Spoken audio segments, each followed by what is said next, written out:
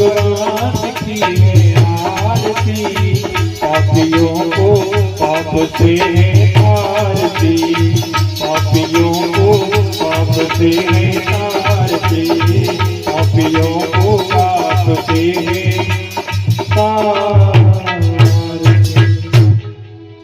बोली बांके बिहारी लाल की जय, राधा रानी सरकार की जय। बोलो हनुमान जी महाराज की, बोलो जी महाराज की जय। जय जय श्री राधे, जय जय श्री राधे, जय जय श्री राधे श्याम। हर हर महादेव।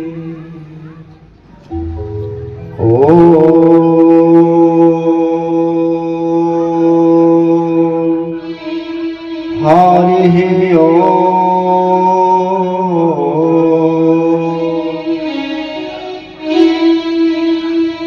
नमो नमो निरंजनम नमस्कारं गुरुदेवता, वंदनं सर्वसाधनां प्रणामां पारंगता।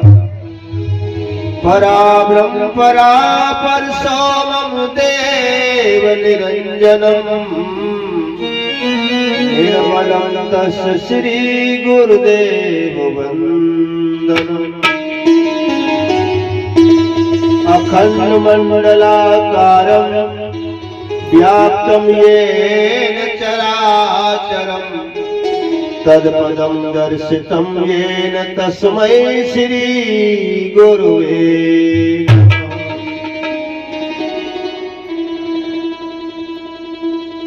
आइए आज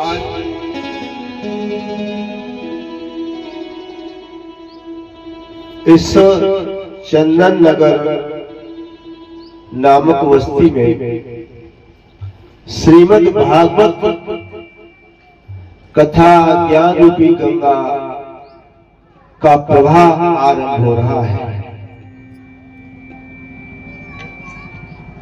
यहाँ के सभी भक्तों और सीता सती साध्वी जैसी माता बहनों को आगाह किया जाता है, आग्रह किया जाता है कि ये भगवान की कथा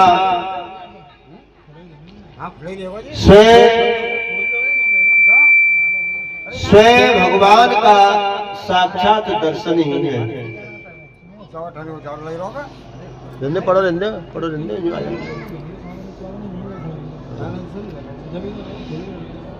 स्वयं भगवान का ही साक्षात दर्शन है। वो लोग बड़े सौभाग्यशाली होते हैं जो भगवान की चर्चा में, भगवान की कथा में और बढ़ चढ़ करके भाग लेते हैं, क्योंकि अंतिम समय जब आता है तो संसार की शक्ति, संसार की संपदा, संसार के संबंध और रिश्ते कोई काम नहीं देता है। अगर कोई काम देता है तो सिर्फ भगवान से जितना हमने जुड़ाव किया, लगाव किया, प्रेम किया और संसार के समय में से हमने भगवान को समय जो समर्पण किया दिया, वही काम आता है। ये कड़वा सच है। लोग जान रहे लेकिन मान नहीं रहे। इसीलिए बड़े भाग्य से ऐसे मौके मिलते हैं। बड़ी समय की विडंबना है जब भगवान की चर्चा हो, धर्म का कार्य हो, लोग आगे नहीं आते हैं। ये सब पतन के संकेत है। केवल हिंदू धर्म नहीं ऐसा है। सनातनी हिंदू धर्म के लोग, हिंदू अक्सर इतने भटक गए हैं कि इन्हें बिल्कुल अपनी संस्कृति, सनातन धर्म से प्रेम नहीं है तो रोना पड़ेगा। वो दिन दूर नहीं है कि तुम्हें खून के आंसू रोना पड़ेगा। अगर इसी तरह से अपने धर्म में रक्षित हो, धर्म से तुम जुड़ोगे, धर्म को साथ लेके चलोगे, धर्म की रक्षा तुम करोगे तो धर्म रूपी नारायण तुम्हारी रक्षा करेगा, अन्यथा नहीं होगी। वो समय बहुत जल्दी आने वाला है। अगर ऐसा ही हाल रहा तो सब कुछ नष्ट होगा। हिंदू नष्ट होगा, हिंदू की सनातन संस्कृति नष्ट होगी और हिंदुस्तान का नाम कुछ और ही होगा आगे चलकर। क्योंकि लोग संस्कृति सनातन धर्म से विमुख हो रहे हैं। यही बताया कि भाग्योदेन बहुजन्म समर्जितेन सत्संगम चलवते। बड़े भाग्य से और भगवान की कथा और भगवान से प्रेम करने को समय मिलता है। जो लोग ऐसे मौकों को चूक जाते हैं उनको तो भगवान ही बचाए। आइए आज की प्रथम दिवस की पावन कथा में प्रवेश करेंगे।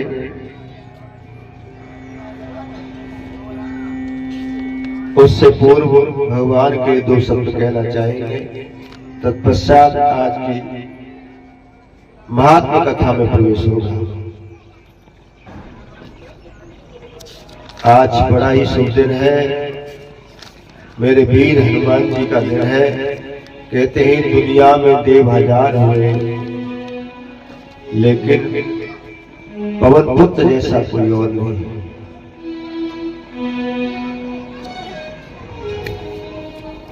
प्रार्थना है यही मेरी हनुमान जी, हे देवा प्रार्थना है यही मेरी हनुमान जी, मेरे सिर पे भी अब हाथ धर दीजिए।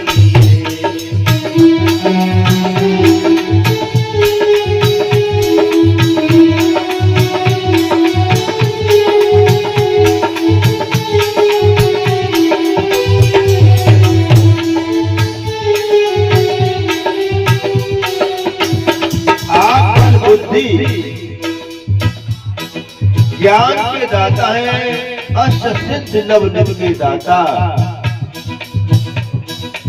जो लोग भूले भटके उनके अंदर भी सद्बुद्धि प्रदान करना। प्रार्थना है यही मेरी हनुमान जी, मेरे सिर पे भी अब हाथ धर दीजिए, सिर पे भी अब हाथ धर दीजिए, मेरे सिर पे भी अब हाथ धर दीजिए। शिव सेवा का दर्शन करा के मुझे, मेरे भोले का दर्शन करा के मुझे, मेरे सपने को साकार मेरे सपने को साकार कर दीजिए, मेरे सपने को साकार कर दीजिए।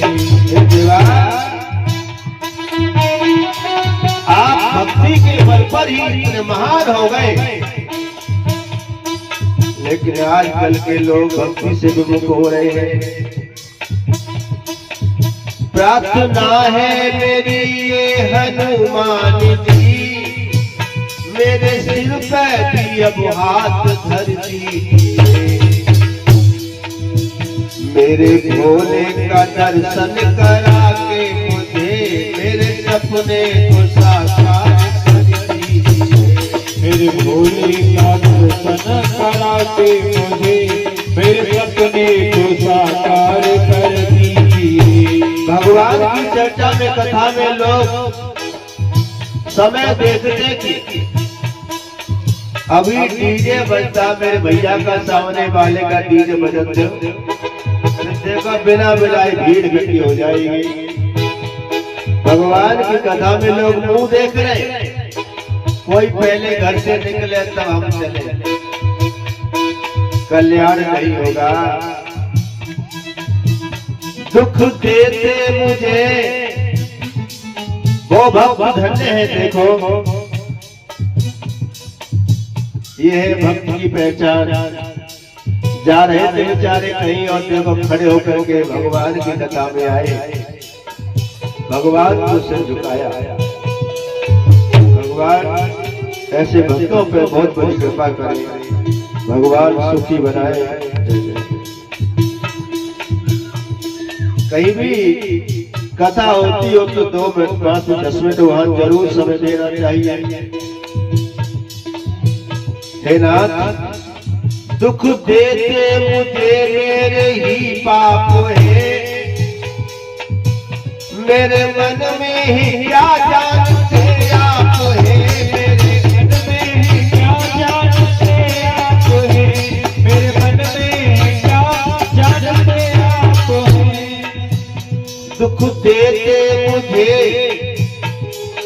हमारे इस जीव के कर्म ही उसको दुख और दर्द देते हैं, लेकिन हम भगवान को पूछते रहते हैं कि तूने हमें दुख दे दिए, तूने हमें दिया क्या दुखों के सिवा। जब एक साधारण पिता अपने संतान को दुख नहीं देना चाहता तो वो तो पिताओं का पिता है, वो तो पिताओं का पिता है। भला भोगा तो भोगा देगा, ये तो हमारे ही कर्मों का फल हम भोग रहे हैं। लेकिन फिर भी उसकी शरण में जाते हैं तो वो हमारे दुखों को दूर कर देता है, दयालु है वो। दुख देते हमें हमारे पाप है, मेरे मन में ही क्या जानते आप है, मेरे मन में ही क्या जानते आप है। आप हर रूप है, आप ही तो शिव रूप है और आप ही नारायण रूप है। आप हर रूप है, आप हर रूप है, इसलिए कृपा कर मेरी चिंता को तुम हर लीजिए। मेरे भोले का दर्शन करा के मुझे मेरे सपने को साकार कर दीजिए।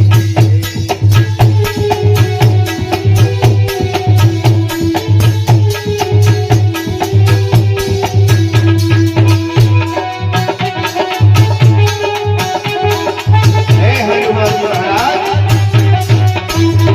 सबको सद्बुद्धि देना और भगवान की भक्ति से जोड़ना। मैं भावुक हूँ पर नहीं भक्त हूँ, इस कारण विषयों में आसक्त हूँ, इस कारण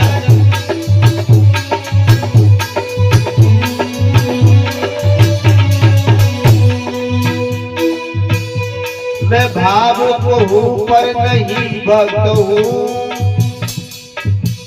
इस कारण विषयों में आसक्त हूँ। क्या कहना है प्रभु?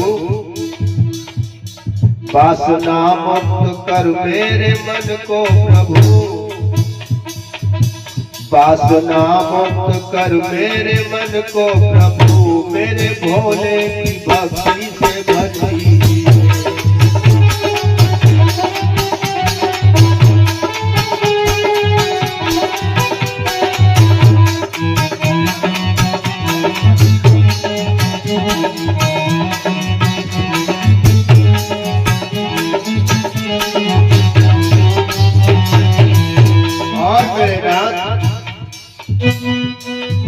देना है तो ये लीजिए, तन निरोगी रहे।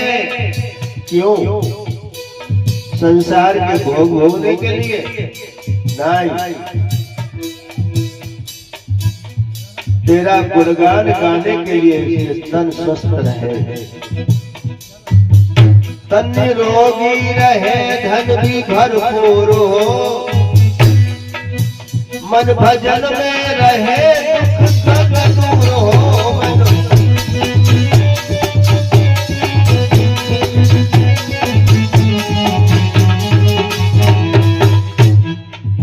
मन भजन में रहे दुख दूर हो, और कर्ज भी ना रहे मर्ज भी ना रहे, कर्ज भी ना रहे मर्ज ना रहे, फर्ज निभता रहे ऐसा मर्जी भी है।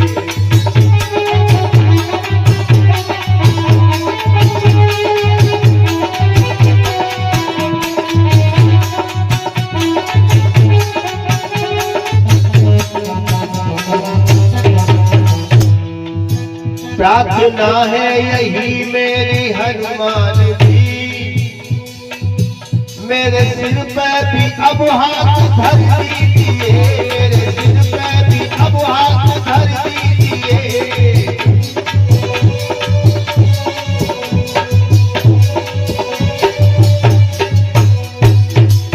मेरे भोले का दर्शन करा के मुझे, मेरे भोले का दर्शन करा के मुझे, मेरे सपने को साकार कर दीजिए।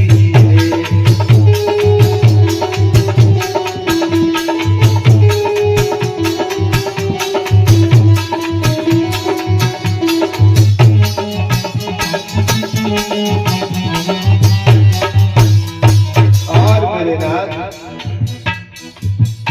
मैं कथा भी कहूँ, कथा तेरा गुणानुवाद ही तो है, तेरे नाम की चर्चा ही तो कथा है, तुम्हारे कामों की चर्चा करना ही तो कथा है। कथा कहना सुनना ये सब उस परमात्मा को प्रसन्न तो करना है। प्रथम भगत संतन कर संगा, दूसरी रत्नम कथा प्रसंगा। इसीलिए प्रभु मैं कथा भी कहूँ तो मैं रिझाता रहूं, मैं शरण में रहूं गीत गाता रहूं, मैं शरण में रहूं गीत गाता रहूं।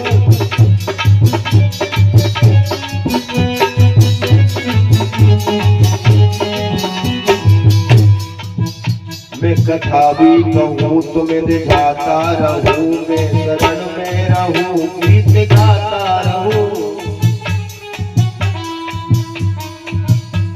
मैं शरण में रहूं हर गुण गाता रहूं। कहिए तन्नी मन में मेरे तुम प्रभु, बस ऐसा असर भर दीजिए।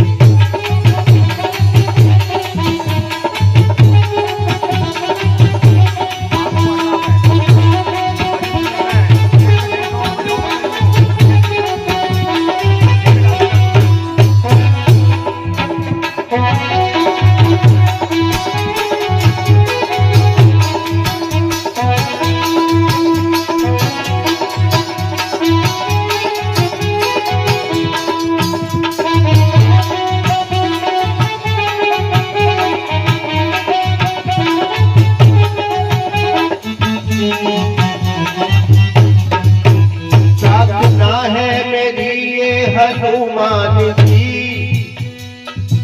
मेरे सिर पे भी अब हाथ धर दीजिए, शिव का दर्शन करा के मुझे, मेरे भोले का दर्शन करा के मुझे, मेरे सपने को साकार कर दीजिए।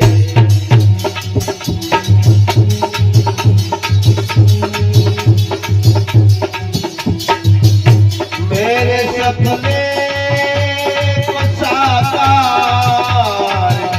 कर दीजिए, कर दीजिए।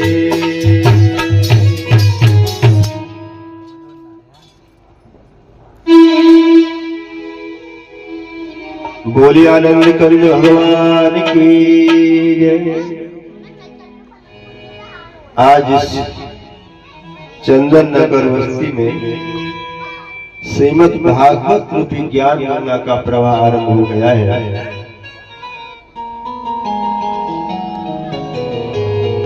ये भगवान की कथा का अनुष्ठान आज से 1 वर्ष पूर्व हुआ था।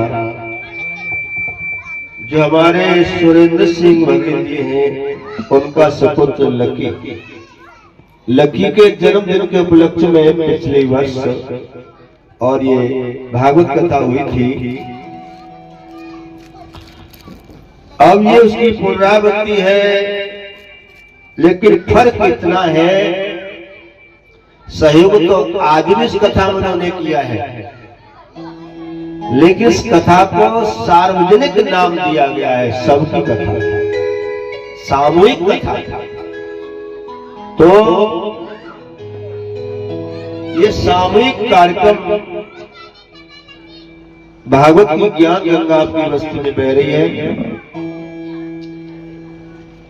तो इसलिए इसे कथा कोई किसी विशेष की न समझे, सभी अपनी समझो और इस कथा का आनंद सभी ले। सभी समय से आएंगे, हमने बताया था 12 बजे से 4 बजे का समय है। ठीक 4 बजे इसकी आरती हो जाएगी और कथा का सुनने का फल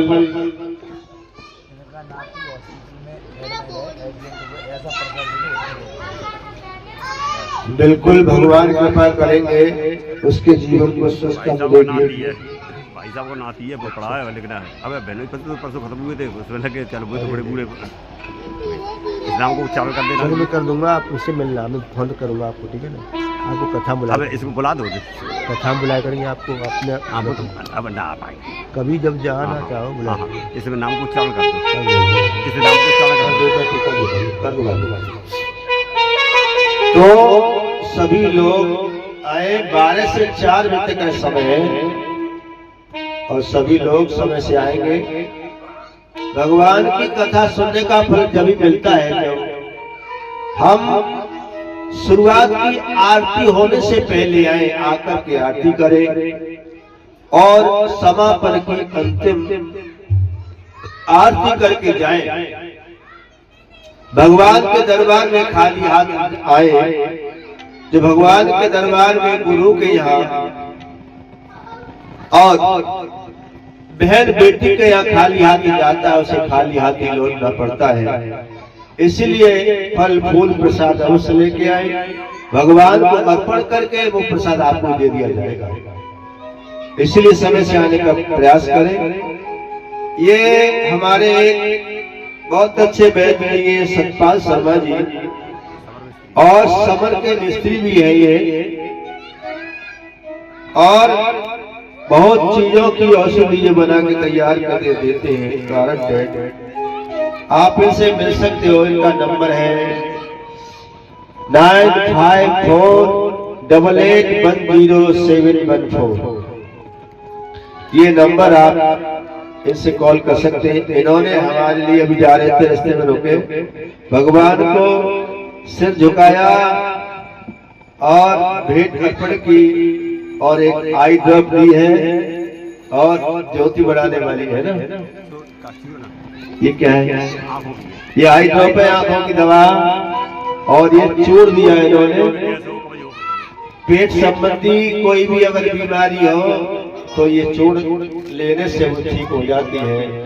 तो ये इन्होंने भागवत जी में अर्पण किया और भगवत सदन कृपा करें। भैया इस नंबर पे से मिल सकते हैं और आप ये औषधि से सेवा करें। सत्यपाल शर्मा जी, वैद्य जी और ये समझ के मिस्त्री भी है। ठीक, बोलिए आनंद कंद भगवान की।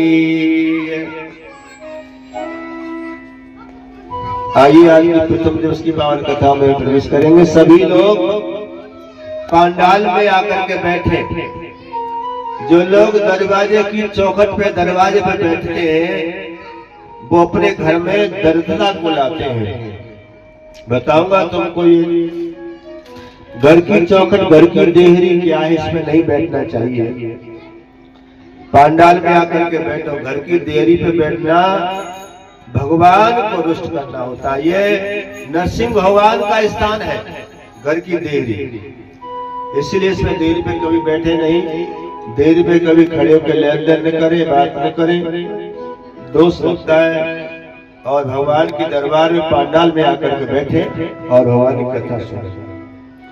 कहते हैं कि सच्चिदानंद रूपाय विश्वोत्पत्त्यादि हेतवे, ऐसे ऊपर करें, तापत्रयी विनाशाय श्री कृष्णाय वयं नमः।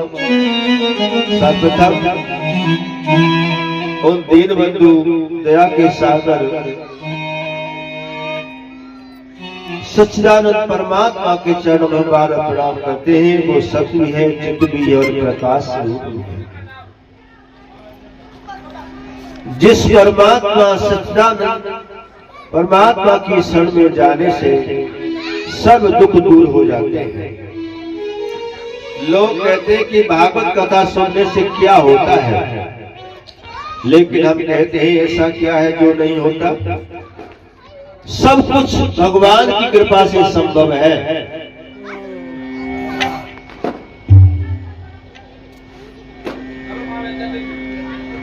इसीलिए भगवान से जुड़ना चाहिए। भगवान शंकर भी यही कहते हैं कि बड़े भाग्य मानुष तन पावा, सुर दुर्लभ सदग्रंथन गावा। बड़े भाग से मनुष्य का तन मिलता है, और इस मनुष्य के तन को पाकर के हमने भगवान की कथा न सुनी, भगवान का भजन नहीं किया, तो फिर हमको गधा घोड़ा कच्चर पशु मक्खी मच्छर बनना पड़ेगा, 84 लाख योनियों में भटकना पड़ेगा। इसीलिए भागवत सबसे बड़ी साधना है। कोई तुमसे कहे कि भैया घर में बैठ करके आपने गुरु मंत्र लिया है, आप गुरु से जुड़े हो, गुरु दीक्षा ली है, आधा एक घंटा बैठ करके गुरु मंत्र का जाप किया करो। महाराज बैठे ही रह जावे, कमर दुख जाती है, होता ही नहीं है, तो फिर कैसे कल्याण होगा। इसीलिए घर में आप घंटा आध घंटा बैठ के भजन नहीं कर पाते, कथा में 4-4 घंटे बैठोगे तो भजन आपका हो जाएगा। या भागवत कथा में हर कार्य आपका साधना बन जाता है। समय दे रहे हो साधना है, आप मन लगा रहे हो तो साधना है, कथा सुन रहे हो तो साधना है, कीर्तन बोल रहे हो तो साधना है, अपना समय दे रहे तो साधना है, कुछ त्याग कर रहे हो तो वो भी साधना है। प्रत्येक कार्य का साधना बन जाता है। तो इससे बड़ा 7 दिन 9 दिन जितने दिन समय मिले और भगवान की कथा सुनना सबसे बड़ी साधना हो जाता है। इसीलिए कह दिया कि सुनो उमावो पुरुष अभागी, तज हरि भजन विषय अनुरागी। भगवान शंकर कहते हैं देवी भगवती, वो लोग बड़े अभागे हैं जो भगवान की कथा में नहीं आते। भगवान से जिनको प्रेम नहीं है वो तो अभागे हैं। इसलिए देवी उमा कहूँ में अनुभव अपना, सत हरि भजन जगत सब सपना। ये संसार की माया, संसार की दौलत, संसार की शौहरत, संसार के संबंध सब एक क्षण मात्र में खत्म होने वाले हैं, माया मात्र है। इसीलिए भगवान से जुड़ो, यही अंतिम समय पर काम आएगा। यही समझा रहे हैं। जैन नवये हरे गुरु पद मूला, सिर कट तुमर समतूला। जो भगवान के आगे, गुरु के आगे नहीं झुका, वो सिर नहीं है, वो तो कटे हुए तुमा के समान है। इसीलिए नए नए दर्श संत कर देखा, लोचन मोर पंख कर लेगा। जिन आंखों से भगवान का दर्शन, गुरु दर्शन नहीं किया, संत दर्शन नहीं किया, वो आंखें नहीं है। वो तो एक मोर की पंख में बनी जो आंख होती है, ठीक उस प्रकार से मान लीजिए उसको। इसलिए देवी जिन हर कथा सुनी नहीं काना, श्रवण रंध्र अय भुवन समान। जिन कानों से भगवान की कथा नहीं सुनी, वो कान कान नहीं है, बौद्धिक सर्प के बिल के समान है। आज भले ही हम भगवान को भूल करके कुछ समय के लिए आनंद मना ले, लेकिन ये आनंद ज्यादा दिन नहीं रहेगा। कहती है ना, क्षण भंगुर जीवन की कलिका, क्या भरोसा, इस शरीर का कोई भरोसा नहीं है।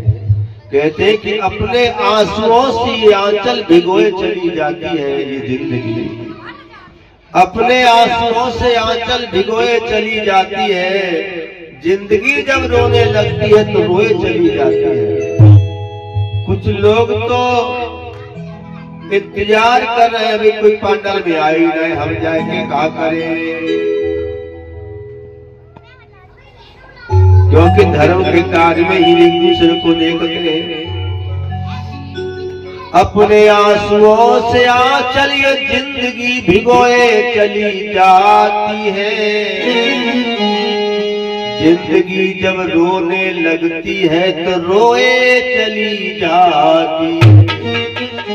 इसलिए इस बस्ती वालों देर मत करो, आ जाओ कथा में, क्योंकि देर हो गई तो देर होती चली जाती है।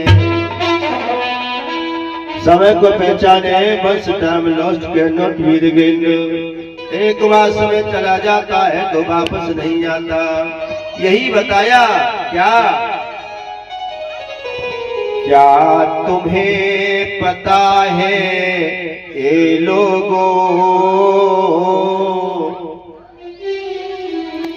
क्या तुम्हें पता है ये लोगों, ये प्रभु का जग अलबेला है।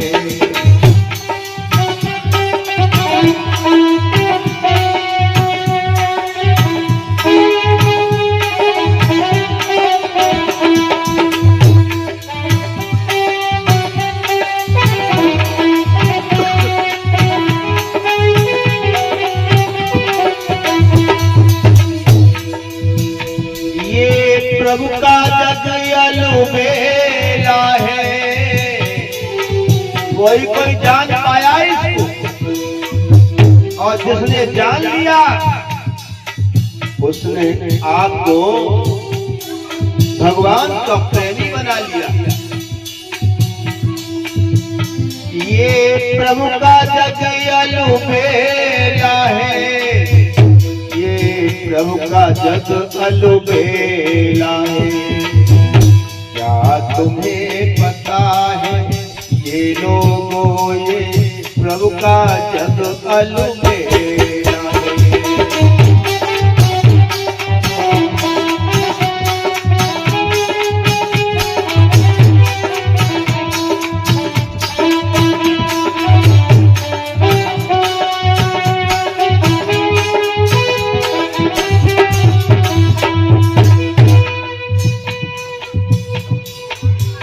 यहाँ ठहर सके ना कोई तन,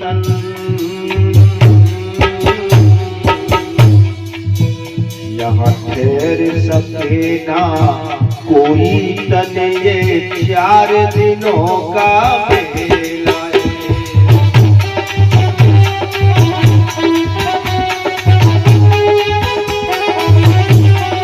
अरे जाना तो सबको है, लेकिन कुछ ऐसा करके चले ताकि संसार वाले भी याद करें। बताया ये वादा करके प्रभु भजन का जीव जगत में आता है।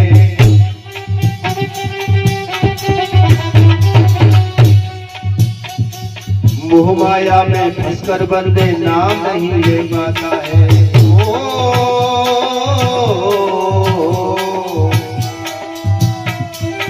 वादा करके प्रभु भजन का जीव जगत में आता है। मोह माया में फंस कर बंदे नाम नहीं ले पाता है।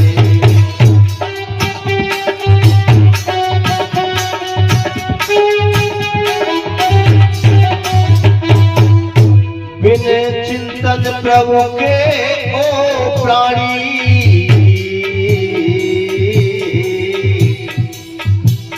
बिना चिंतन प्रभु के ओ प्राणी, ये झूठा जग झमेला है।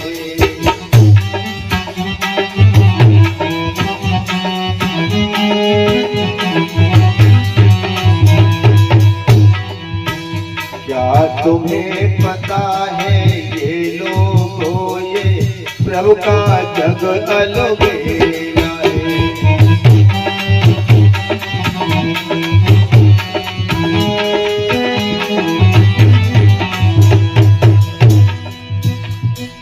नाती बेटों के चक्कर में खुद को तूने भुलाया है।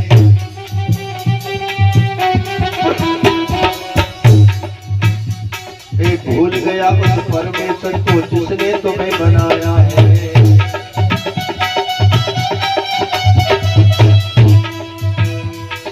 धन्य जगत के झंझट में फंस जाता जीव अकेला है।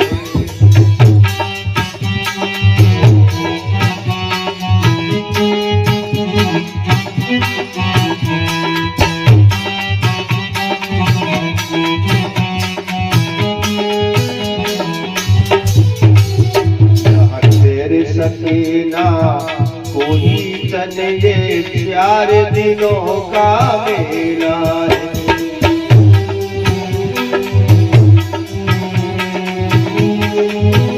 क्या तुम्हें पता है ये लोगों, ये प्रभु का जग अलबेला है।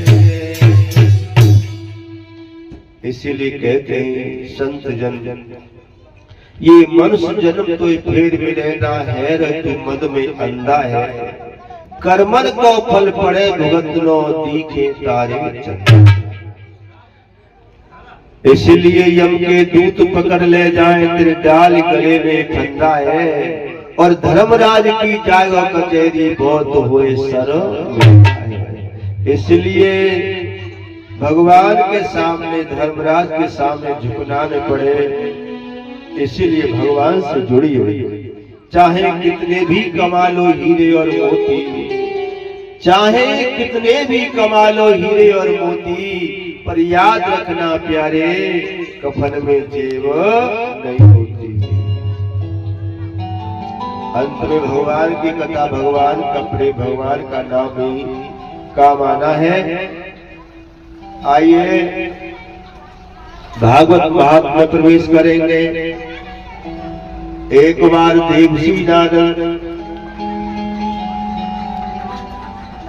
और बीड़ा बजाते हुए यमुना के किनारे वृंदावन में घूम रहे हैं। क्या देखते हैं, उस निर्जन वन से रोने की आवाज आ रही है।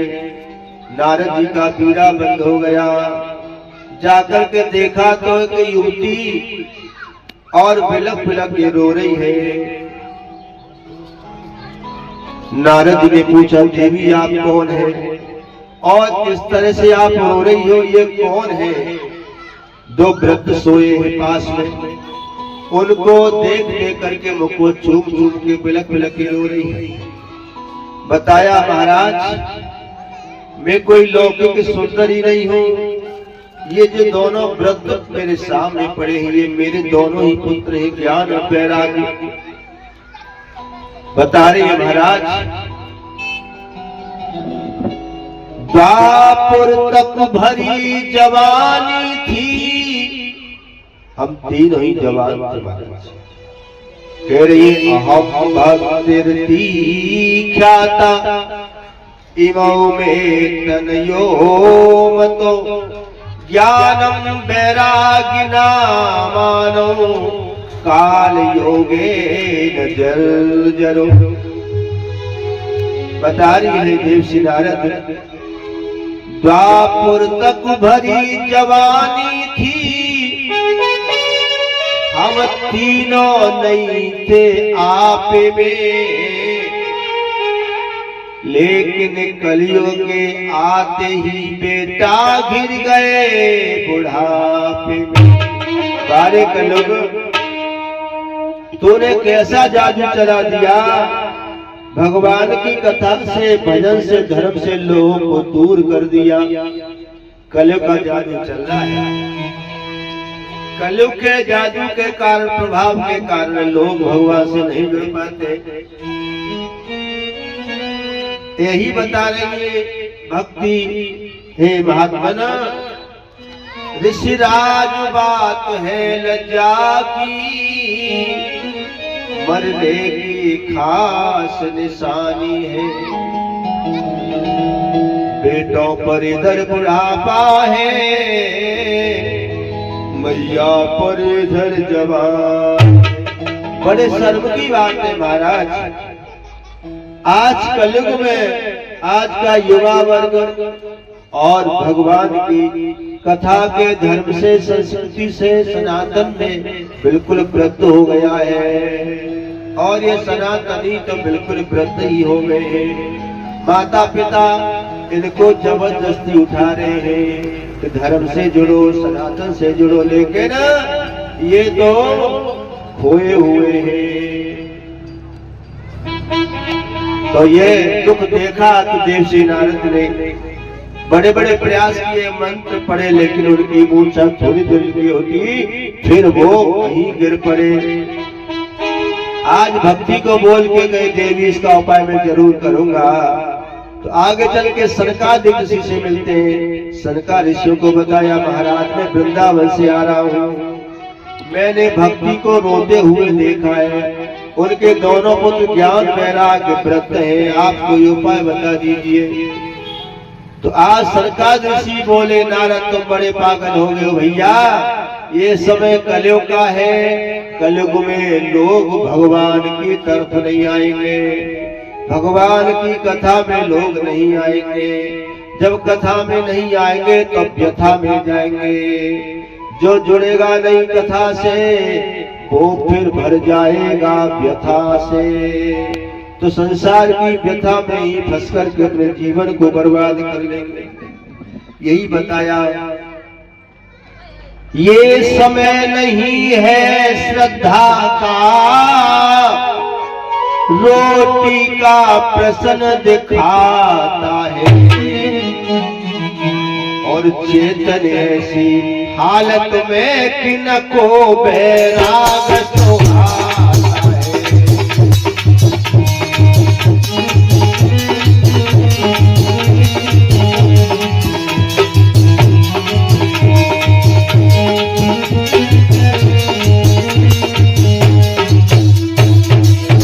भगवान की कथा में लोग नहीं आएंगे। हम पहले चले गए तो कहीं कोई सेवा न करनी पड़े, लोग डरते हैं। यही समझा रहे सरकार ऋषि नारद को, नारद ये घोर कलयुग चल रहा है, लोग इतने व्यस्त हो जाएंगे, भगवान की चर्चा से प्रेम नहीं रहेगा। यही समझा रहे हैं, ये समय नहीं है श्रद्धा का, रोटी का प्रश्न दिखाता है, और नारद जैसी हालत में किनको बैराग सुहाता है।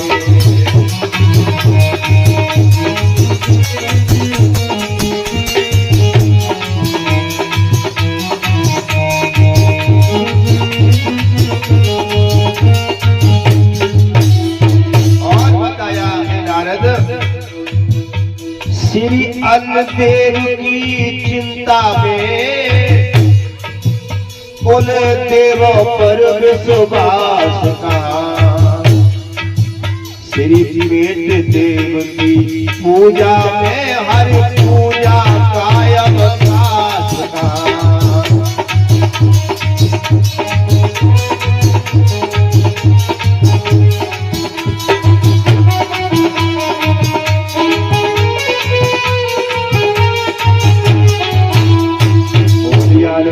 भगवान की ये समझाया से 5000 वर्ष पहले ये बातें लिख दी थी व्यास जी ने कि ऐसा समय आने वाला है, लोग भगवान की कृपा को न पा करके अपनी ही मति से बुद्धि से सुख प्राप्त करना चाहेगा, सुख ढूंढेगा, लेकिन उसे नहीं मिलेगा। यही हाल है। इसलिए नारद तुम पागल न बनो, जाओ भजन करो।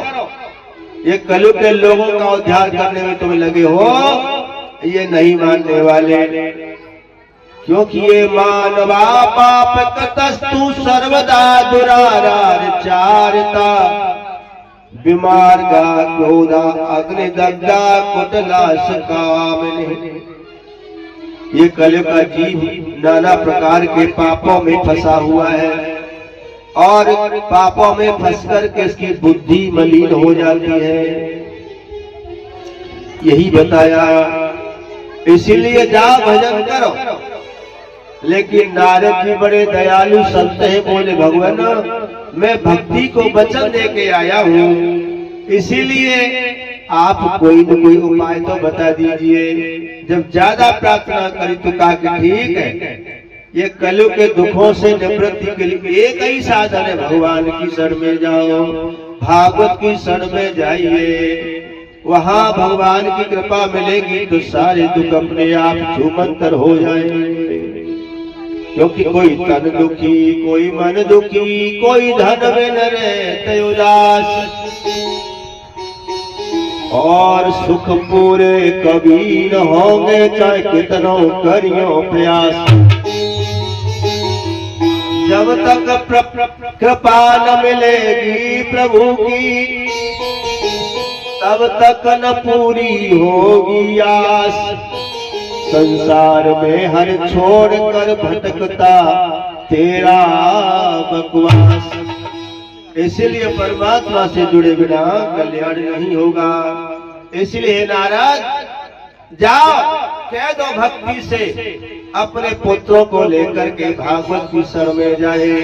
कलयुग में सर्व दुखों का निवारण केवल भागवत है। भागवत कोई किताब नहीं है, कोई कहानी नहीं है, कोई किस्सा नहीं है, ये साक्षात मेरे भगवान का वांग्मय स्वरूप है। कहते हैं कि सप्ताह यज्ञेन कलौ पुनन्दिते।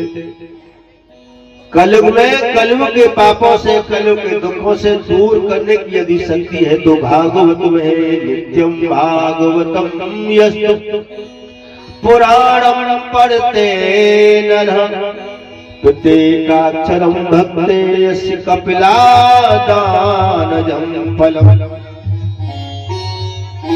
भगवान भागवत भगवान करमवीर कन्हैया की शरण में जाने से सब दुखों का दूर हो जाते हैं, सब दुख अंत हो जाता है दुखों का। इसलिए कह दिया इदं भागवतम नाम पुराणम ब्रह्म संहितम भक्ति ज्ञान वैराग्यानां स्थापनाय प्रकाशितम्। अंतकाले तुयेनैव श्रूयते सुख शास्त्र वाक् विद्यातश्चैव वैकुंठम गोविंदम अपि प्रियच्छति। यहाँ तक बताया है जो निरंतर सारे जीवन भगवान की कथा सुनता है, उसे अंतिम समय पर यहाँ से शरीर छोड़ने के बाद अंतकाले तु श्रूयते सुख शास्त्र वाक् प्रीत्यातश्चैव वैकुंठम गोविंदो अप्रियच्छति। उसे भगवान का धाम मिलता है, ये बताया है। इसलिए धन्या भागवती वार्ता प्रेत पीड़ा विनाशिनी। नासिनी। ये प्रेत शरीर की मुक्ति केवल भागवत कथा के श्रवण करने से होती है, उसे अपने जीवन में उतारने से होती है। यहाँ तक बताया कि निगम कल्प तरोर गलतम फलम, ये वो गला हुआ फल है सुख मुखाद अमृत द्रव संयुतम, जिसमें तोते ने अपनी चोंच लगाई है। या समझ लीजिए, तोता पके हुए फल में ही चोंच डालता है, या फिर योग कहिए जिसमें तोता चोंच डाल देता है वो स्वादिष्ट पक जाता है, फल हो जाता है। तो ये सुखदेव रूपी तोते ने इसमें अपना चोंच डाली, भोग लगाया। तो इसलिए ये सारे दुख निवारणमयी भागवत ज्ञानमयी गंगा हो गई। इसीलिए पिबत भागवत रसमालयम मुहुर्हो रसिका भुवि भावुका। तो ये कब तक सुने, कहाँ तक सुने? ये तो हम लोग कहते चले आए, अरे कहाँ तक ये कथा सुने। रोज टीवी में आ रही है और रोज कोई न कोई कथा कहता है। अरे अब तो घर घर गली गली गांव गांव नगर नगर कथा हो रही है, अच्छी बात है। तुम्हें खुशी मनानी चाहिए कि हमारी संस्कृति सनातन धर्म का प्रचार प्रसार हो रहा है। लेकिन कथाएं गली गली बेशक हो रही है, लेकिन अगर किसी से पूछ लिया जाए तो एक भी जवाब नहीं मिलता, क्योंकि हमारे सनातनी हिंदू वर्ग ही अपने शास्त्रों से विमुख है, केवल सुनता है, बेमन ग्रहण नहीं करता। इसीलिए हे नारद जी, जाओ भक्ति से कह दो और भगवान की कथा सुने। नारद जी वापस आते हैं और भक्ति ज्ञान वैराग्य को लेकर के सनका ऋषि के द्वारा कथा सुनते हैं। कथा सुनाते हैं सनका ऋषि, वही प्रसंग जो नेम सारद 88,000 ऋषियों को सूत्र सुना रहे हैं। दक्षिण में एक ब्राह्मण रहता है जिसका नाम आत्मदेव है। ब्राह्मण बड़ा ही शील है, बड़ा ही सुशील है, धर्म धुरीण है, धर्म का पालन करता है। लेकिन इसकी पत्नी बड़ी कलकसाई, बड़ी लड़ने वाली है, घर की सफाई नहीं करती, घर का काम नहीं करती, लड़ती झगड़ती है, भगवान का पूजन भजन नहीं करती और इधर उधर गली गली घूमती है, चुगलियां करती रहती है। ऐसी है इनकी पत्नी। ब्राह्मण जी बड़े परेशान है। रोज घर में कलह होता है और जिस घर में कलह होता है उस घर में कभी सुख शांति नहीं आ सकती। एक दिन ब्राह्मण दुखी होकर के वहां से निकल गए और जंगल में प्राण देने के लिए जब जा रहे थे तो देखा रास्ते में एक आसंदी का वहां महात्मा दिखे। बोले कि अब मैं प्राण देने के लिए जा रहा हूँ, चलते चलते महाराज संत भगवान के दर्शन कर लूं, क्योंकि दर्श पर सुमुख मंजन पाना, कटे रोग कहीं भेद पुराना। दर्शन से परसन से तो दर्शन के लिए कुटिया में गए और महात्मा के चरण पकड़ लिए। आज वो ब्राह्मण फपक फपक के रोने लगा। संत ने पूछा क्यों रो रहे हो? आप लगते तो बहुत तेजस्वी हो, ओजस्वी हो, ज्ञानी हो, लेकिन बात क्या है? तो ब्राह्मण देव रोने लगे, महाराज मेरे जीवन में कोई संतान नहीं है और बिना संतान के मैं दुखी हूँ। मेरे घर में कलह होती है, पड़ोस के लोग भी मुझे अच्छा नहीं बोलते हैं, इसीलिए मैं मरने के लिए आया था। आप कोई मेरे ऊपर कृपा कर दीजिए, ऐसा कोई वरदान, ऐसी कोई साधन दे दीजिए जिससे मेरे घर में संतान हो जाए। आज वो ब्राह्मण दुखी रो रहा है। सुनता हूँ जो भी प्राणी जीवन में पुत्र न पाता है, वो स्वयं नरक में जाता है और औरों को भी ले जाता है। ऐसा मैंने सुना है। वो ब्राह्मण बोले साधु जी से, साधु बोले ओरे ब्राह्मण, साधु बोले ओ ब्राह्मण तुमको किसने बहकाया है? मुक्ति और मोक्ष का द्वार बेटा किसने बतलाया है? मुक्ति मोक्ष तो जीव अपने कर्म के अनुसार ही पाता है। भक्ति करोगे, भजन करोगे तो भगवान के धाम की प्राप्ति होगी, और नहीं करोगे तो नहीं होगी। बेटा चाहे 1000 है जाए, बिना भक्ति करे, भगवान को चिंतन करे, मुक्ति नहीं होगी। बेटा पैसे में कोई भी मतलब नहीं। अरे ये तो कर्मों की खेती है, जो बोएगा सो पाएगा। कर्मों के बंटवारे में बेटा क्या हाथ लगाएगा। इसीलिए आप ज्ञानी हो जाओ, भगवान को भजन करो।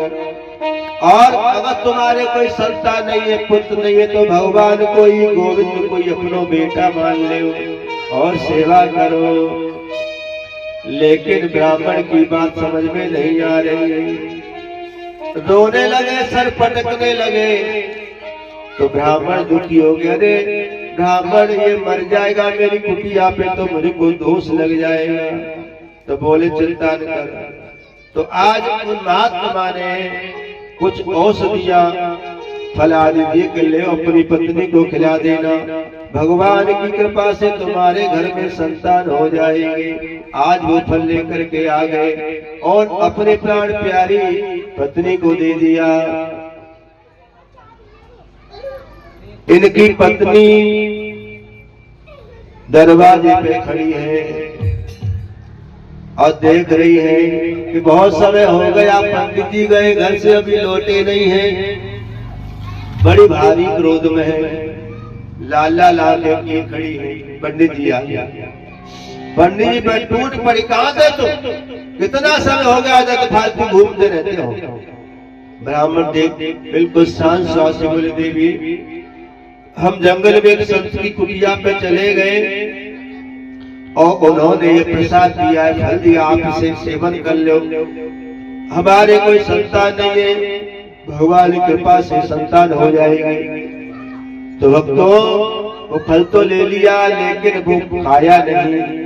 तब तक ये पड़ोसन आ गई कि बहना कैसे, कहा सोच रही हो? अरे बहना मेरे पंडित जी बड़े बुद्धू हैं, न जाने कहाँ महात्मा की कुटिया पे चले गए, वहां से कुछ फल ले आए, कह के ले जाए, खा ले, तुम्हारे संतान हो जाएगी।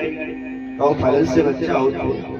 पड़ोसन बोली तुम पागल हो, जहाँ दवा काम नहीं करती वहाँ संतों की दुआ काम करती है, इसलिए खाए लो।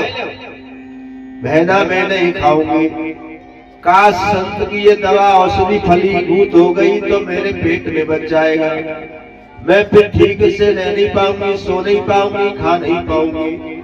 जब बच्चा पैदा होता है तब बड़ा ही कष्ट होता है। मैंने सुना है कईयों के तो प्राण तक निकल गए, मैं मरना नहीं चाहती, इसीलिए मैं ये फल नहीं खाऊंगी। पड़ोसन बोली तो एक काम करो, ये फल तुम्हें अपनी गैया को खिला दी, तुम्हारी गैया उधार जाएगी, महात्मा के फल की परीक्षा हो जाएगी और संतान, हमारे पेट में संतान है, समय पाकर के वो संतान हम तुम्हारे घर में दे देंगी और तुम उसके बदले में हमको धन दे देना। ठीक है, एग्रीमेंट हो गया।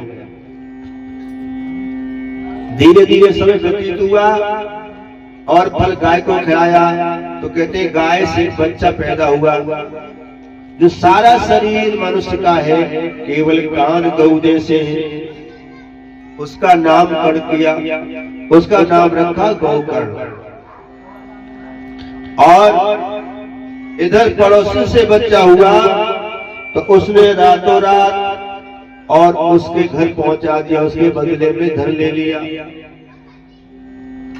अब उसका नाम रखने लगे, बोले हमारा नाम है आत्मदेव, अपने इस बेटे का नाम रखेंगे ब्रह्मदेव। तो वो बोली बाजी वाह, मैंने कष्ट उठाया, परेशानी उठाई और तुम नाम अपने नाम पे रख रहे हो, ऐसा नहीं होगा। तो क्या करें, हमारे नाम पे नाम रखो।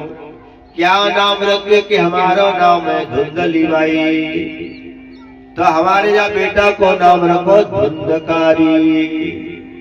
धुंधकारी बने घूम रहे हम सब, माया रूपी व्यथा रूपी इस धुंधों में ही फंसे हैं, तो धुंधकारी नाम हो गया। अब तो समय बदलने लगा, धीरे धीरे गोकर्ण भगवान का भजन करता, संध्या वंदन करता है और वो दुष्ट बुरे संगत में पड़ जाता है।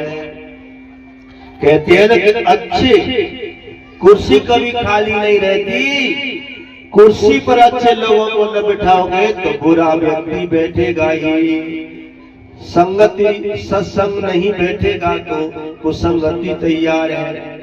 इसीलिए कह दिया तो पे चलनो न आवे गमार। संत लोग ये समझा रहे हैं, तो पे चलनो न आवे गमार, डगरिया सीधी पड़ी। तो पे ताली की सेवा करो, ताली बजाने तो पे चलनो न आवे गमार, डगरिया सीधी पड़ी। तो पे चलनो न आवे गमार, डगरिया सीधी पड़ी। रास्ता सीधा है, गुरु लोग संत लोग बता रहे, लेकिन आना जाने सही रास्ता मत बताओ, ऐसी रास्ता बताओ संसार में फंस जाओ। तो पे चलो न आवे गमार, डगरिया सीधी पड़ी। तो पे चलनो न आवे गमार, डगरिया सीधी पड़ी। जय हो।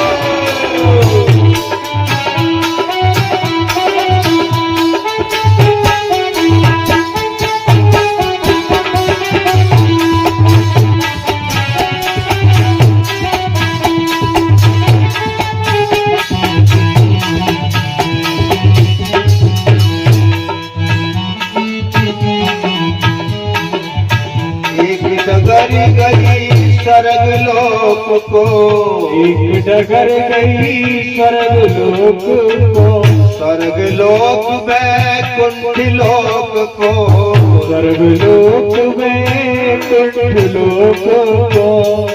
एक गई है यम के द्वार, डगरिया सीधी पड़ी। एक गई है नम के द्वार, डगरिया सीधी पड़ी। एक रास्ता वैकुंठ लोक के लिए जाता है, देव आपका सत्कार करेंगे। और अगर सही रास्ता पर नहीं चले तो एक रास्ते पर यम के दूत सत्कार नहीं, मार ही मार करेंगे। एक डगरी वैकुंठ लोक को, डगर गई वैकुंठ लोक को, वैकुंठ लोक को, स्वर्ग लोक को, स्वर्ग लोक वैकुंठ लोक को। एक गई रे यम के द्वार, डगरिया सीधी पड़ी। एक गई है यम के द्वार, डगरिया सीधी पड़ी।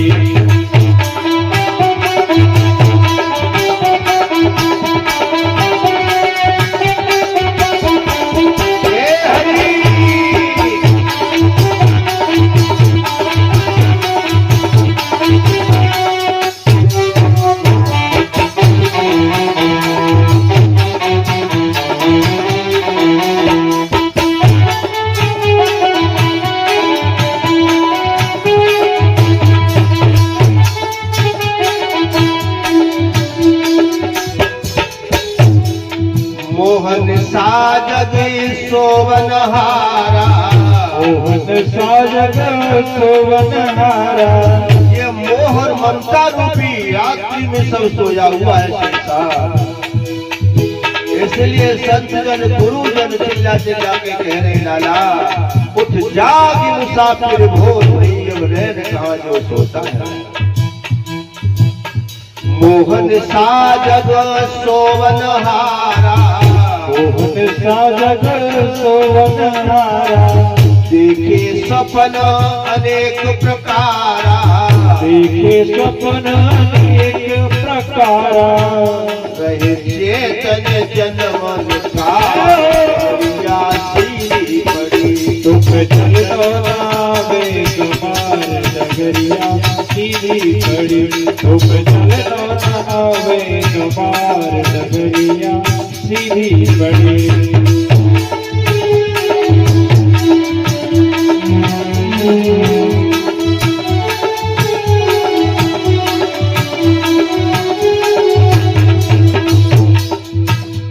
गुरुजनों की सेवा करे रे गुरुजनों की सेवा करे रे तेरी सेवा से भी लोग प्रसन्न हो जाएंगे।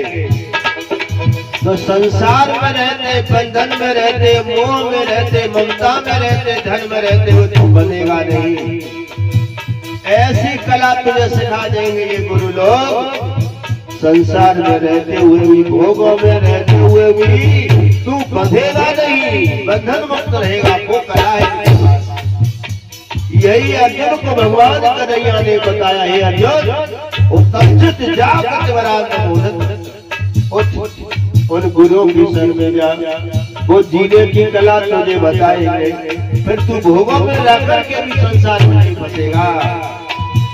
गुरुजनों की सेवा करे ले गुरुजनों की सेवा करे ले सत्संगत से झोली भर ले सत्संगत से झोली भर ले नहीं पड़े चमन की मार नगरिया सीधी पड़ी दुख चलो नावे कुमार नगरिया सीधी पड़ी दुख चलो नावे कुमार नगरिया सीधी पड़ी।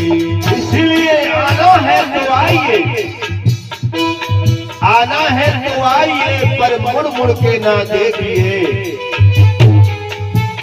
आना है तो आइए, पीछे मुड़ मुड़ के ना देखिए। हम साथ मिलेगा कोई तुम्हें प्रभु से मिलाने के लिए।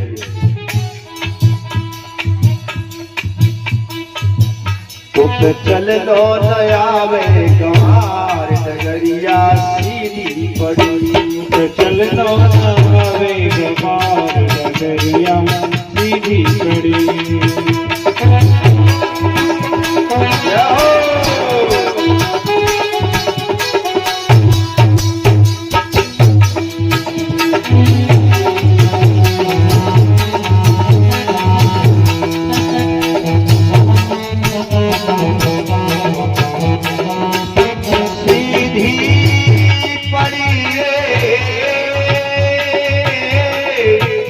डगरिया सीधी पड़ी, बिल्कुल सीधा रास्ता है, लेकिन तुम अनजान हो। ये गुरु लोग, संत लोग बताएंगे इस दलदल रूपी भवसागर से कैसे तुम पार हो। आज दोनों के रास्ते अलग हो गए।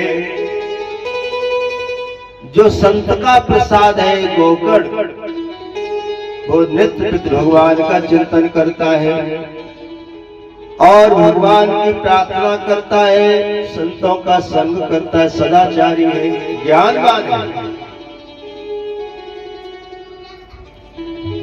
गोकर्णो महापंडितो ज्ञानी धुंधकारी महाखल।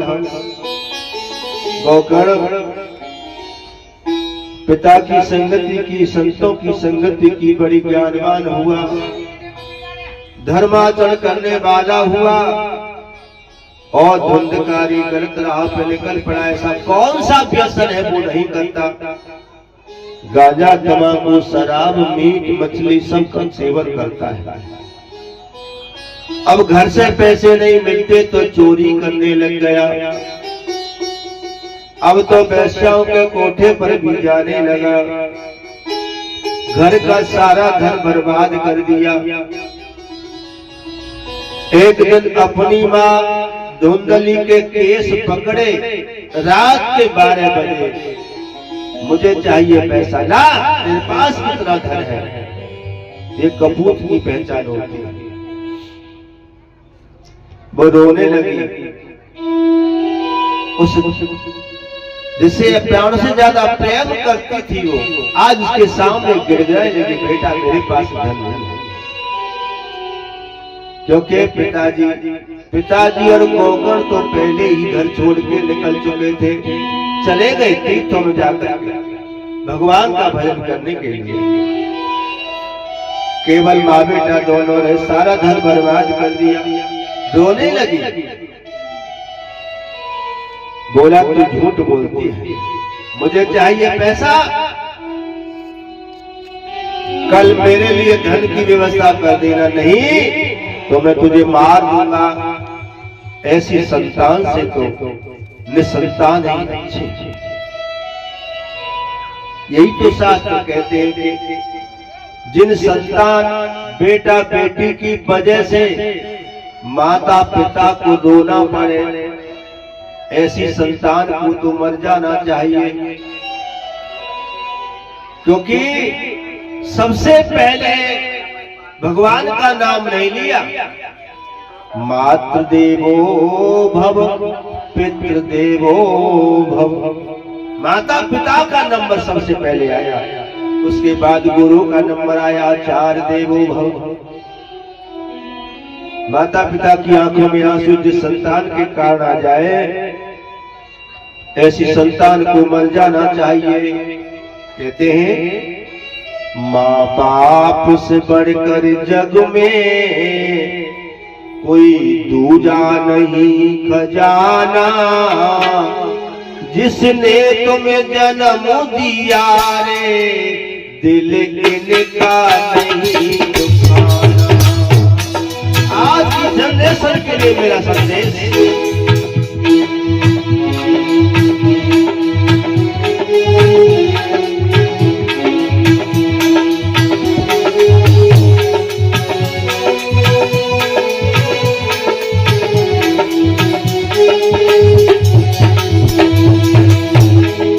कथा में तुम जितने लेट आ रहे हो ना, उतना ही लेट वो तुम्हारी तरफ निगाह करेगा।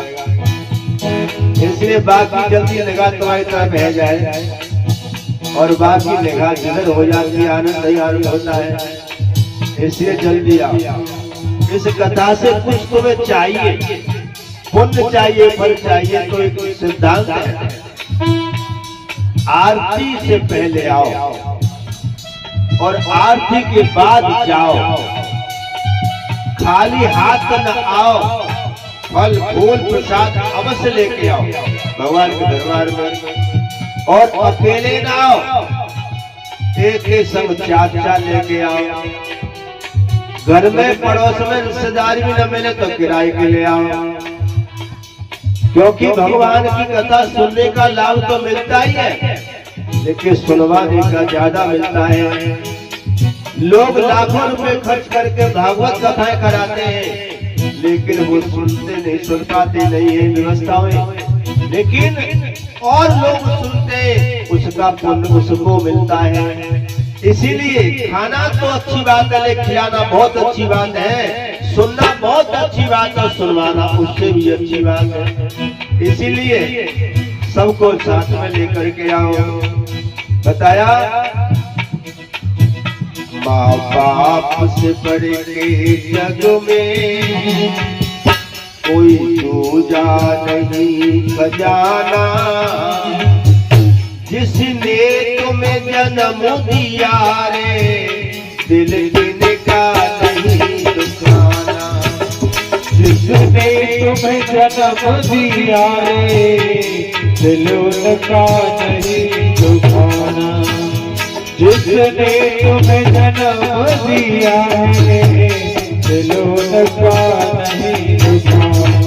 माता पिता को प्रश्न कर ले, सारे तीर्थों का फल मिल जाएगा। कहीं घूमने की जरूरत नहीं है। माता पिता घर में घूम के बैठे और हम भंडारे कराते फिर रहे हैं, कोई लाभ नहीं होगा। माता पिता की सेवा करी नहीं और हम तीर्थों में भ्रमण कर रहे हैं, कुछ होने वाला नहीं है। कथा आपने सुनी होगी, कार्तिक महाराज को धरती का चक्कर लगाने के लिए भेजा, गणेश को भेजा। कार्तिकेय तो धरती पे घूम रहे, गणेश ने माता पिता की परिक्रमा की सेवा की, क्योंकि पिता आकाश है और मैया धरती है, इसलिए गणेश को अग्र पूज्य कर दिया। इसीलिए मैं तो सच कहूंगा, आज की संतान, आज का बेटा अगर अपने चमड़ी का जूता बना करके माता पिता के चरणों में डाल दे तो भी माता पिता के हृदय से पूर्ण नहीं होगा। यही कहा, 9 मास गर्भ में रखा, सीने का दूध पिलाया। खुद भूखी प्यासी रह करके संतान का पालन करती है। 9 मास उदर में रखा, सीने का दूध पिलाया। खुद गीले में सोई और सुत सूखे में सुलाया। खुद गीले में सोई, सुत सूखे में सुलाया।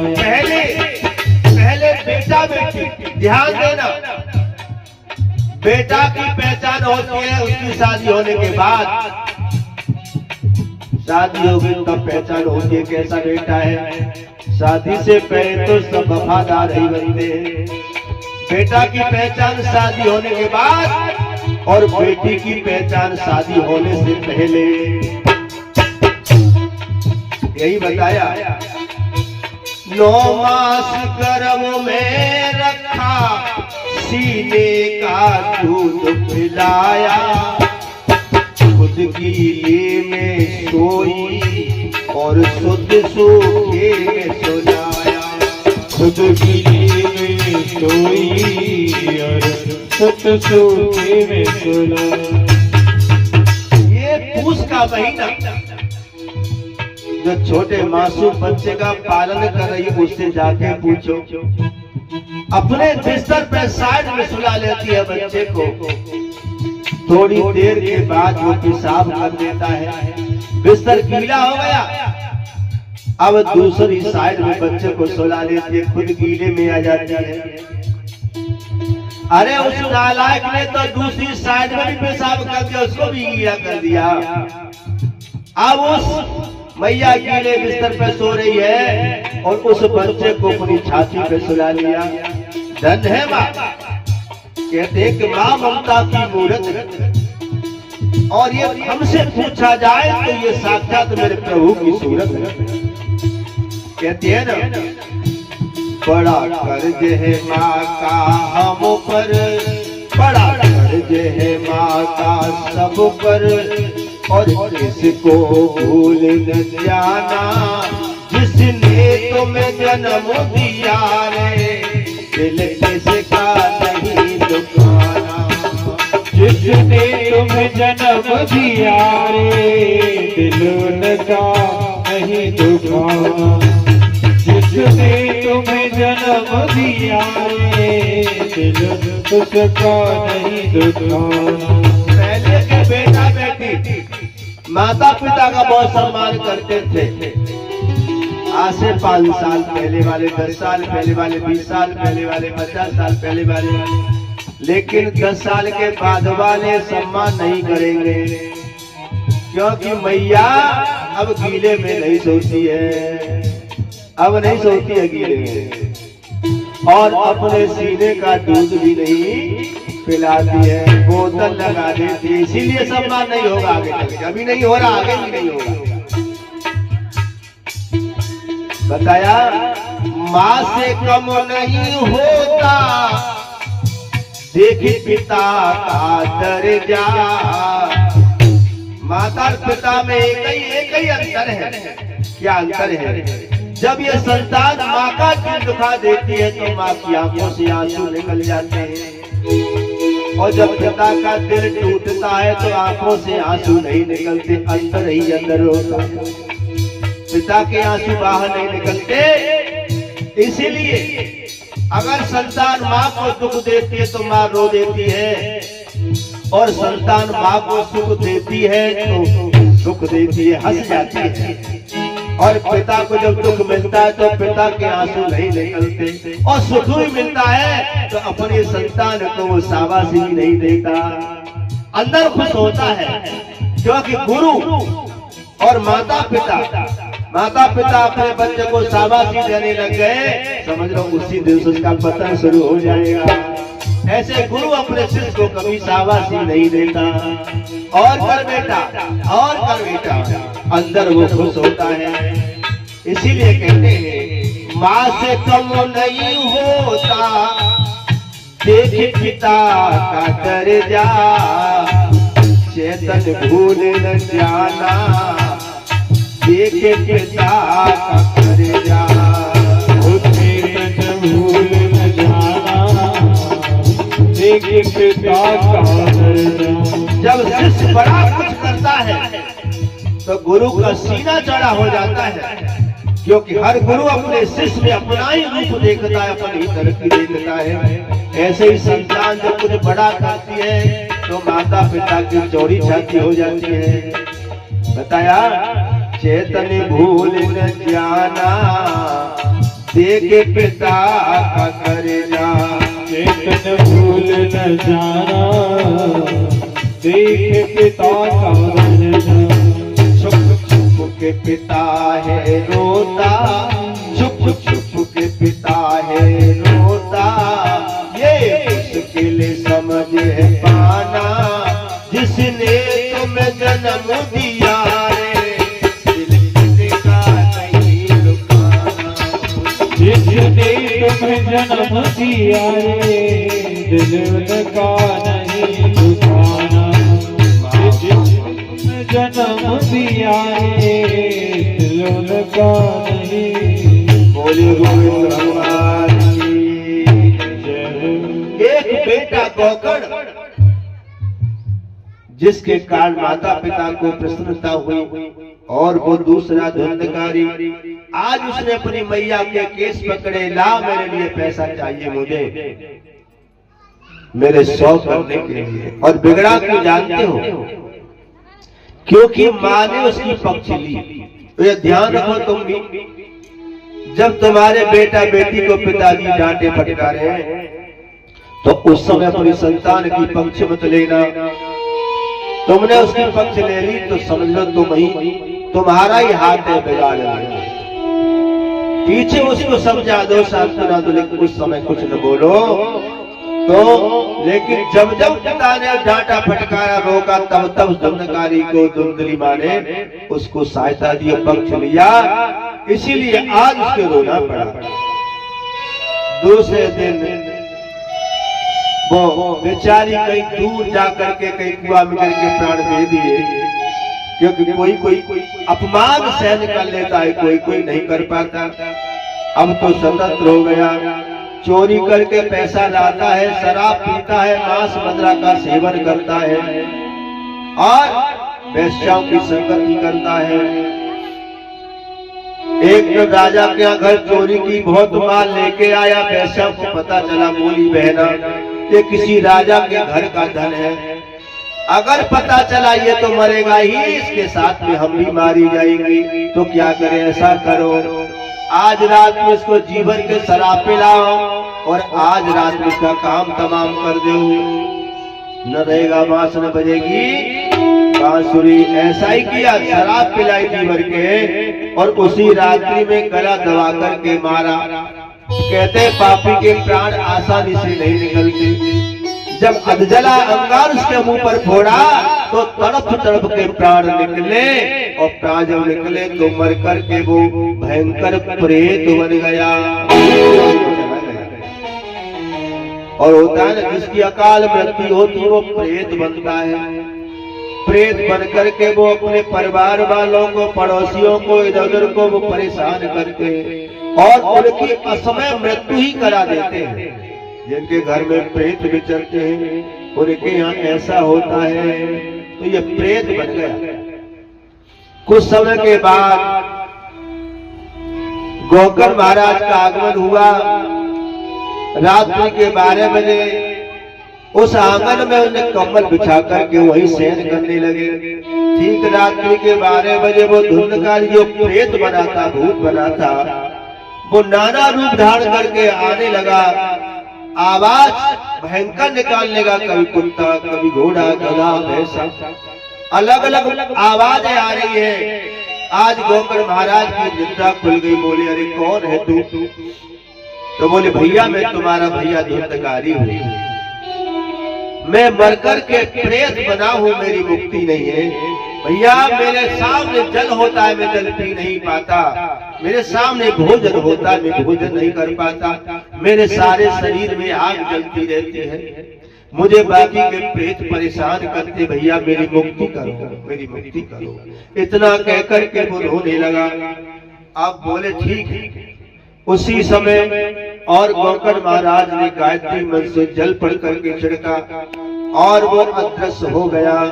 बोले गोविंद भगवान की जय। गायत्री मंत्र बड़ी शक्ति है। जिसके घर में नेगेटिविटी है, कोई नकारात्मक शक्ति है, घर में बेचैनी, घर में कलह, तो वहाँ गायत्री मंत्र जल पढ़ करके आप घर में छिड़के। अगर किसी को ऊपर ऐसी आदि व्याधि है तो मात्र 41 दिन 111 बार गायत्री मंत्र से जल पढ़ के जल रख लीजिए। पहले गंगा जल, उसमें जल मिला लो, रख लो। 111 बार गायत्री मंत्र पढ़े। फिर उस जल को जहां तुम्हें ऐसा लगता है कोई पूरी व्यवस्था ऐसी, तो उस घर में जगह में छिड़के। अगर किसी व्यक्ति के ऊपर ऐसी व्यवस्था है तो उसको 41 दिन तक लगातार वो जल पढ़ के उसको पिलाएंगे तो सारी आदि व्याधि वहां से खत्म हो जाएगी। गायत्री मंत्र की बड़ी महिमा बताई। तो सुबेरा हुआ, सब लोगों से सलाह की, सूर्य भगवान को जल दिया, प्रार्थना की, तो बताया कि तुम्हारा भैया प्रेत बना है, असम मृत्यु, इसका कल्याण करना चाहते हो तो भागवत कथा की शरण में ले जाओ, भागवत कथा सुनवाओ, क्योंकि धन्या भागवती वार्ता प्रेत पीड़ा विनाशिनी। ये धुंधकार ही प्रेत नहीं बना, हम तुम सब भी प्रेत ही बनते हैं। प्रेत, पितर, देव, मनुष्य, यक्ष, किन्नर, नाग, गंधर्व, ये सब योनियां होती है, मनुष्य की कैटेगरी होती है। तो जब ये शरीर छोड़ करके जीव यहाँ से जाता है और वो प्रेत रूप धारण करता है, 3 तत्वों का शरीर धारण करता है, एक अंगुष्ठ के बराबर शरीर उसको मिलता है। जब 12 दिन ये आत्मा भटकती है, जब पहली बार प्राण छोड़ के जाती है तो यम के दूत उसे ले जाते हैं, उसका लेखा जोखा देख करके और वहां पे छोड़ देते हैं। 12 दिन बाद आत्मा वही भ्रमण करती है अपने परिवार में। उसके बाद 12 दिन तक जो दाग लगाता उसके द्वारा उसको पिंड भोजन दिया जाता है। तो उस पिंड से, भोजन से वो एक अंगुष्ठ के बराबर रूप धारण करता है। 3 तत्वों का, जिसमें अग्नि तत्व, वायु तत्व और आकाश तत्व 3 तत्व होते हैं। 2 तत्व यही जल के खत्म हो जाते हैं, धरती तत्व और जल तत्व। 5 तत्व से शरीर बनता है, 2 यहाँ के वो खत्म हो जाते हैं और 3 तत्वों से वो यात्रा करता है। प्रेत ही बनता है वो पहले, और फिर वो धर्मराज की कचेरी में जाता हुआ न्याय मिलता है। अगर उसे दोबारा संसार भेजना होता है, अच्छे घर में भेजना होता है, तो उसे फिर पितृलोक में वास किया जाता है। उसका पितृलोक क्या है? Waiting room. वहाँ नए घर में, नए शरीर में, नए परिवार में जाने के लिए समय चाहिए, व्यवस्था चाहिए, तब तक उसमें पितृ बन करके रहते हैं। ऐसा बताया है कि जिसकी वंश वृद्धि नहीं होती हो वो पितरों की पूजा करे, क्योंकि पितृ ही पुत्र के रूप में आकर के परिवार में वंश वृद्धि करते हैं। और जो पुण्यात्मा होते हैं, धर्मात्मा होते हैं, पुण्य जिन्होंने किए हैं, सकाम पूजा, सकाम दान, सकाम धर्म, इच्छा लेकर के किए, उन्हें फिर देवलोक मिलता है, स्वर्ग इंद्र आदि का लोक मिलता है, वहां सुख भोग करके फिर धरती पर आते हैं। जिन्होंने निष्काम भक्ति की है, जाप किया है, पूजा पाठ की, कथा सुनी है, हमें कुछ नहीं चाहिए, निष्काम, उन्हें फिर भगवान का धाम वैकुंठ लोक मिलता है, मोक्ष मिल जाता है। वो किसी भी लोक में कितने भी समय तक आ जा सकते, रह सकते, उन्हें मोक्ष मिलता है। तो इस तरह से ये शरीर की गति बताई। इसलिए से प्रेत शरीर को आप देव शरीर बनाना चाहते हो, मनुष्य शरीर में परिणत करना चाहते हो, तो तुम भगवान का भजन करो, भगवान की कथा सुनो। भगवान का भजन करने से मनुष्य का तन मिलता है। कितना भी आप दान कर लेना, धर्म कर लेना, पुण्य कर लेना, मनुष्य का तन नहीं मिलेगा। तो क्यों मिलेगा? भगवान का भजन करना। भगवान का भजन करने के कई कैटेगरी बताई है, जैसे भगवान की कथा सुनना, ये भी भगवान का भजन है। तो भगवान का गुणानुवाद हम सुन रहे, उनकी कथा, उनके चरित्र, उनके नाम की चर्चा सुने, तो ये भी हमारा एक भजन है। बैठ करके गुरु मंत्र का जाप करना, ये भजन है। तो इस तरह से भजन करने पर भगवान प्रसन्न होते हैं और दोबारा तो मनुष्य का तन देते हैं। अगर भक्ति परिपूर्ण नहीं होती है, भक्ति परिपूर्ण हो जाती है, तो फिर वो अपना धाम दे देते हैं। और भक्ति पूर्ण नहीं हुई है, मनुष्य का तन मिलेगा, और मनुष्य का तन मिला, उसमें सुख संपत्ति, पैसा, धन, अच्छे लोग न मिले तो भी बेकार। मनुष्य का तन तो मिल गया, गरीबी है, भुखमरी है, बीमारी है, घर में दरिद्रता है, तो फिर भी बेकार है। इसीलिए मनुष्य का तन चाहिए तो भगवान से जुड़ो, भजन करो। और मनुष्य तन में सुख चाहिए, संपत्ति चाहिए, अच्छे संस्कार, संबंध चाहिए, तो फिर धर्म करो, दान करो, पुण्य करो। भंडारे आदि करते हैं, क्योंकि जो पुण्य करेंगे, दान करेंगे, वही 100 गुना होकर के परमात्मा में उस मनुष्य के तन में देता है। भगवान कहते हैं ना, तू मेरा गुणानुवाद गा के तो देख, संसार तेरा गुणानुवाद गाएगा। तू मेरे लिए तो आंसू बहा के तो देख, खुशी के सागर न भर दूं तो कहना। तू मेरे लिए कुछ खर्च करके तो देख, कुबेर के भंडार न भर दूं तो कहना। जो हम देते हैं वही हमें आगे चल करके दूसरे जन्म में 100 गुना होकर के मिलता है। इसीलिए मनुष्य के तन में हमें सुख चाहिए, संपत्ति, पैसा, धन चाहिए, तो देना सीखो। जो दे दिया जाता है वो सोना होता है, जो रख लिया जाता है वो मिट्टी बन जाता है, और देने वाला देवता बन जाता है, रखने वाला राक्षस प्रेत बनता है। इसीलिए अगर मनुष्य का तन चाहिए तो भगवान की कथा सुनो, भगवान का भजन करो। और मनुष्य तन में यदि सुख संपत्ति चाहिए तो त्याग करना सीखो, देना सीखो। साथ यही तो बताते हैं, हमारी नंबर 1 की मेहनत की, खून पसीना की कमाई है, उसमें से 10वां हिस्सा दान में हम लगाएंगे तो भगवान प्रसन्न होंगे, उसका 100 गुना करके हमको देंगे। भगवान कभी किसी का रखते नहीं है। और जिनका भैया थोड़ा बिना पसीने की कमाई है, उन्हें तो 1/4 हिस्सा धर्म में दान करने में बताया है, तब जाकर के कल्याण होता है। तो यही बताया। आज गौकर महाराज ने अपने भैया प्रेत बने, उनका उद्धार करने के लिए श्रीमद् भागवत कथा का आयोजन कराया। अब धुंधकारी तो प्रेत एक हवा का रूप में कहाँ बैठे, कहते पड़ोस में एक बांस का बगीचा है, और उसमें बांस एक सूखा खड़ा है 7 गांठ का बांस, उसमें आकर के बैठ जाता है। और उसने बड़े मन से 7 दिन की कथा सुनी। कहते 7 दिन की कथा सुनने के बाद और वो फिर प्रेत शरीर को त्याग करके देव स्वरूप बन गया, देवता बन गया। भगवान का विमान आया और भगवान के धाम को चला गया। बोलिए कृष्ण कन्हैया लाल की, भागवत भगवान की, बोलिए आनंद कंद भगवान की जय। श्री राधे, जय जय श्री राधे, जय जय श्री राधे श्याम, हर हर महादेव। एक कीर्तन, उसके बाद आगे कथा प्रवेश करेंगे।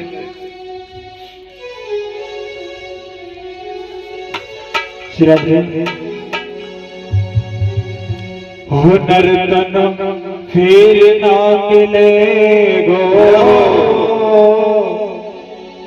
बांधे क्यों गठरिया प्राणी पाप की होए होए नर्तन फिर ना मिले गो बांधे क्यों गठरिया प्राणी पाप की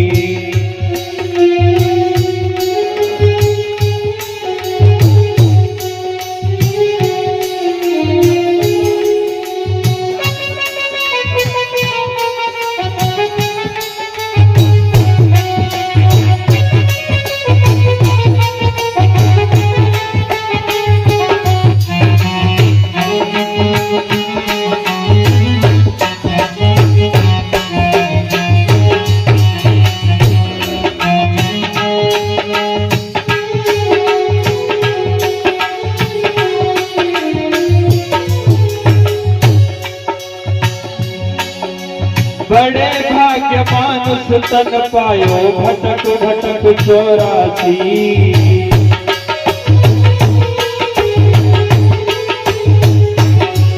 ओ बड़े भाग्य मानुष तन पायो भटक भटक 84 अब के गाँव चूक जाए बंदे फिर पड़े गल फांसी डंडा डंडा पीठ पे पड़े गो माथे क्यों गठरिया प्राणी पाप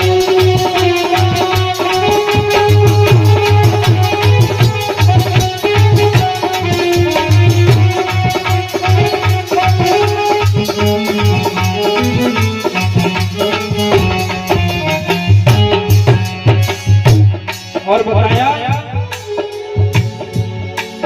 हो दिन उगे से दिन डूबे तक बेहद करे कमाई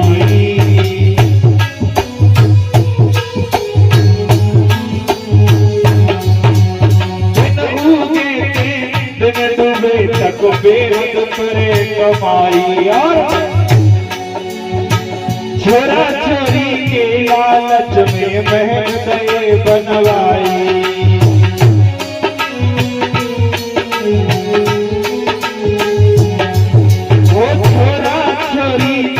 लालच में मेहनत बनवाई और